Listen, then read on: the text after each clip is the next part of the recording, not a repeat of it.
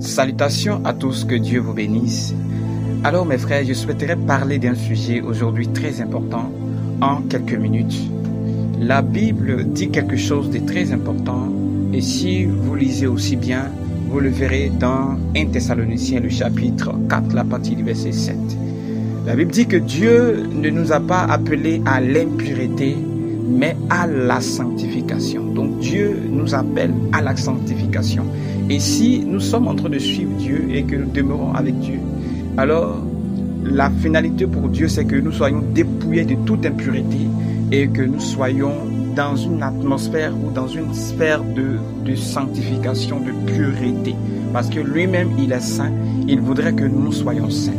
L'un des sujets aujourd'hui qui, depuis lors, mine le monde entier et aujourd'hui est en train d'entrer vraiment, de faire ravage, c'est la pornographie. La pornographie.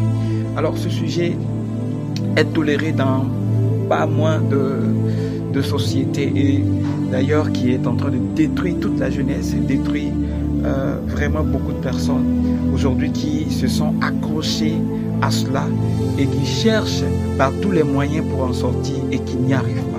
Vous savez, lorsque vous pratiquez la pornographie ou quand vous êtes accro à la pornographie, vous tenez dans une perpétuelle culpabilité, vous vous sentez sale, vous vous culpabilisez toujours, vous êtes petit, vous avez un complexe d'infériorité à point, je ne sais pas comment décrire cela, mais lorsque vous tenez cela, vous êtes en captivité et je vous dis la vérité que le diable vous maintient dans une position pour vous conduire en enfer. Et c'est le moment d'en sortir. Certainement, vous avez peut-être passé 5 ans, 2 ans, 3 ans, je ne sais, 10 ans. Vous n'arrivez pas à vous en débarrasser. C'est le moment. Dieu veut vous aider à sortir de là. Et si vous faites cette pratique, alors vous devez savoir que en faisant cela, vous vous plongez dans une sphère d'impureté à tel point que les choses même sont fermées autour de vous. Les portes de bénédiction qui viennent de la part de Dieu, je ne dis pas des bénédictions qui viennent de la part du monde, mais les bénédictions qui viennent de la part de Dieu vous sont fermées. Les portes vous sont fermées. Et vous ne pouvez pas grandir. Vous ne pouvez pas grandir. Puisque déjà, vous êtes animé par un esprit de culpabilité. Eh bien, alors, vous ne pouvez pas grandir. Et bien aimé, alors c'est bien le temps de sortir de là. Dieu vous aime. Il voudrait vraiment vous sortir de là. Vous avez lutté par vous-même et vous n'avez pas pu. C'est l'heure de vous confier à Dieu et de laisser la place à Dieu, de travailler dans votre vie pour vous faire sortir de là. Ce sont des démons, des esprits qui tiennent en captivité vos pensées et souvent vous luttez. Et même quand vous dites que vous ne voulez plus le faire, vous allez voir que parfois il y a des pensées qui viennent, des pensées impures qui viennent dans votre esprit dont vous ne savez même pas comment ça vient. Mais dès que ça vous vient, vous êtes impuissant de pouvoir résister. Alors c'est la voix des démons, c'est la voix des esprits.